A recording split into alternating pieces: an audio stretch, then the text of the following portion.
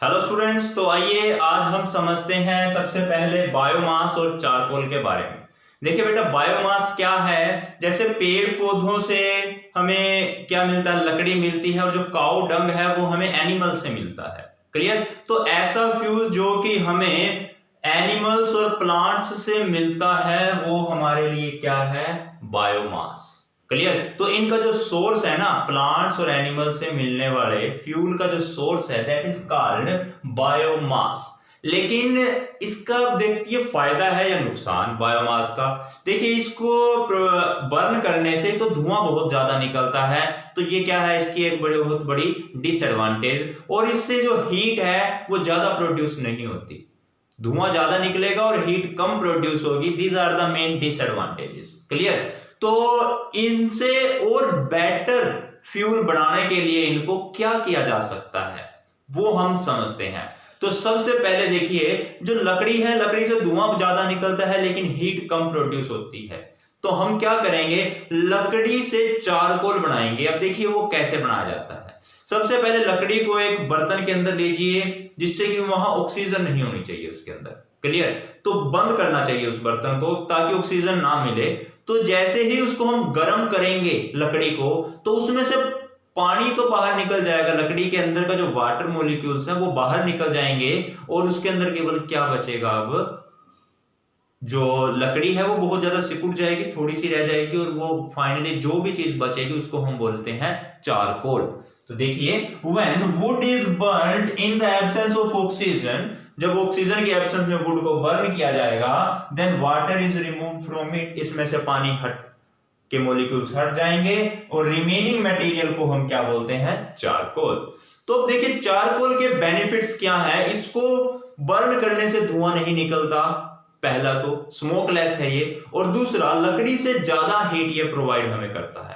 Clear? और फिर है इसके डिसएडवांटेज, नुकसान क्या है? देखिए, अगर चारकोल का यूज करना है तो लकड़ी से बनेगा चारकोल, और लकड़ी के लिए हमें पेड़ पौधों को काटना पड़ेगा। क्लियर? तो large number of the trees have to be cut down. Clear? तो ये इसका मेन डिसएडवांटेजेस हैं। तो ये पॉइंट्स आप वीडियो को पॉज करके नोट कर लीजिए, बायोमास और चारकोल। तो देखिए, हम नेक्स्ट करते हैं अपना बायोगैस। क्लियर? अब बायोगैस करने से पहले, ये टॉपिक स्टार्ट करने से पहले आपको पता होना चाहिए स्लरी के बारे में। What is slurry?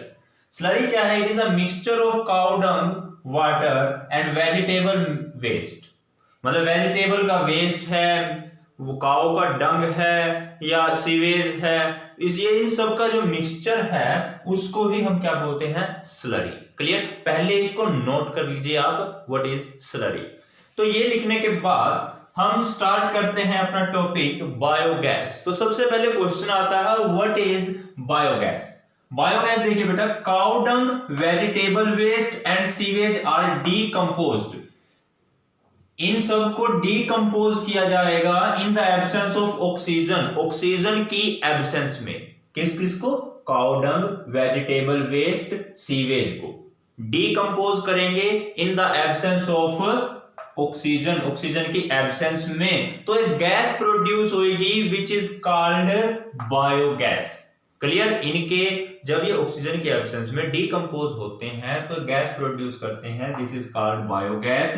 And the main material is cow dung. इसमें मेन मटेरियल क्या है? गाय का गोबर, इसीलिए इसका दूसरा नेम है गोबर गैस।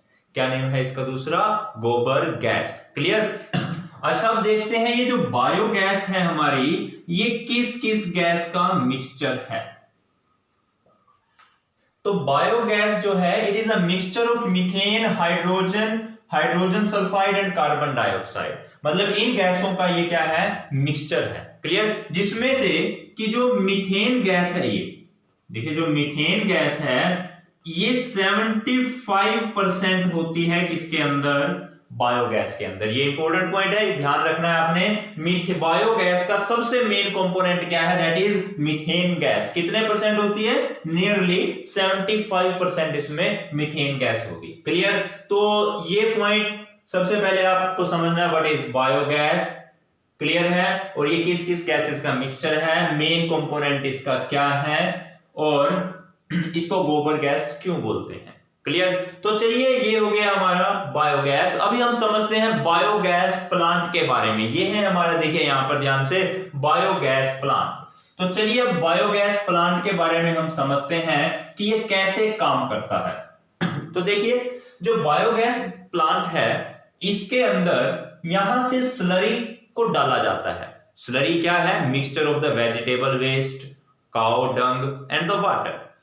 तो यहां से इनलेट के जरिए इसको डाला जाएगा और ये यहां पर डाइजेस्टर टैंक के अंदर, ये जो टैंक है नीचे वाला, इसको बोला जाता है डाइजेस्टर। तो डाइजेस्टर टैंक के अंदर ये स्लरी जमा हो जाती है नीचे। क्लियर।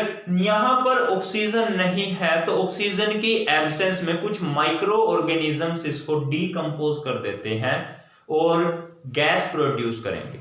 जो गैस है इस गैस टैंक के अंदर ऊपर जमा हो जाएगी। क्लियर। अब जितनी ज्यादा यहां पर गैस जमा होती रहेगी, जैसे गैस बनती रहेगी, गैस टैंक में जमा होती रहेगी, तो वो यहां से प्रेशर जनरेट करेगी और उस प्रेशर की वजह से यहां से ये जो मटेरियल है, जो यूज होने के बाद ये जो मटेरियल बचा वो यहां से ऊपर चला जाएगा और आउटलेट के जरिए यहां से बाहर निकाल दिया जाता है। क्लियर। देखिए अपने आप ऑटोमेटिकली ये बाहर आ जाएगा। कैसे? यहां पे गैस जनरेट होगी, वो प्रेशर बनाएगी, उस प्रेशर की वजह से वो नीचे की ओर ये इस पे प्रेशर डालेगी और ये यहां से इसको स्पेस ऊपर जाने के लिए जगह मिल जाएगी और ये मटेरियल ऊपर पुश हो जाएगा यहां से। क्लियर। तो यहां से ये ऊपर की ओर पुश होगा तो जो भी यहां पर हमारा मटेरियल बचेगा वो यूज किया जाता है एज अ फर्टिलाइजर। कहां पर यूज किया जाता है? खेतों में फर्टिलाइजर के तौर पर उसको यूज किया जाता है। तो देखिए स्लरी डाली, गैस बनी, जो मटेरियल बच गया उसको हमने आउटलेट में निकाल लिया। क्लियर है। तो वो फर्टिलाइजर में काम आ गया हमारा। तो यहां पर वेस्ट मटेरियल कुछ है ही नहीं। क्लियर। हमने केवल कुछ काउ डंग, वेजिटेबल वेस्ट, इनका कुछ यूज किया है, इससे गैस बनाई और बाकी जो मटेरियल बचा उसको खेतों में यूज किया एज अ फर्टिलाइजर। तो यहां पर कुछ भी वेस्ट मटेरियल नहीं है और ये जो गैस यहां पर प्रोड्यूस हुई है उसको यहां से वाल्व के जरिए बाहर निकाल लिया जाता है और उसको फर्दर यूज किया जाता है कुकिंग पर्पस में और लाइटनिंग के लिए। क्लियर। तो चलिए अब देखते हैं हमने इसको लिखना कैसे है वो समझने की कोशिश करते हैं एक बार। क्लियर। तो देखिए बायोगैस प्लांट में हम क्या लिखेंगे? It has a dome like structure. इसका एक डोम लाइक स्ट्रक्चर होता है जिसमें कि स्लरी को फेड किया जाता है in the digester. Clear. Slurry is fed into the digester in the absence of oxygen. तो ऑक्सीजन की एब्सेंस में क्या होगा? एनोर्बिक माइक्रो ऑर्गेनिज्म होते हैं इसके अंदर जो कि डीकंपोज करेंगे इसको and produces the biogas. Biogas क्या है? Mixture of methane, carbon dioxide, hydrogen and hydrogen sulphide.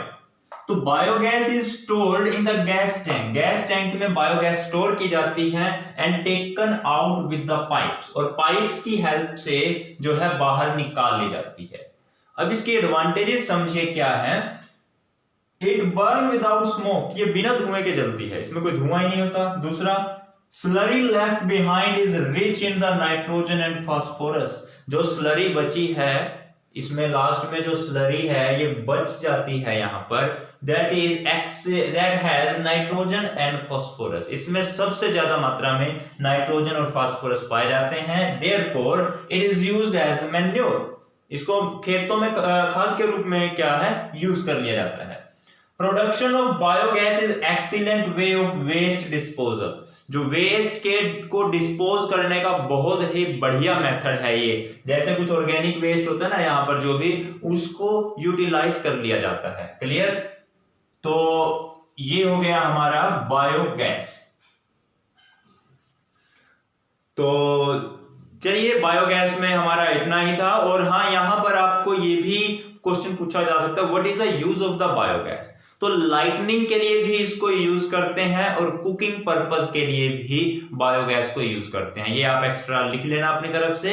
It is used for the cooking purpose and it is used for the lightning. Clear. Okay, thank you and have a nice day.